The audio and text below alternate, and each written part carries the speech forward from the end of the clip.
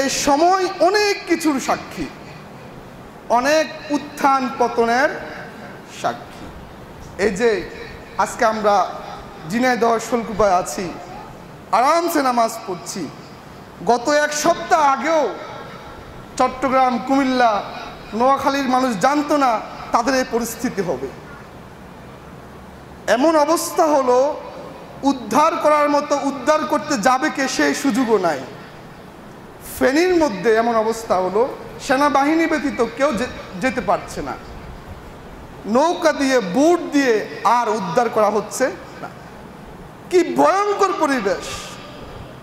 এবং আমাদের পরিবারও বিপদগ্রস্ত, আমার নিজের পরিবারও বিপদগ্রস্ত হয়ে আছে, কম তুলনামূলক।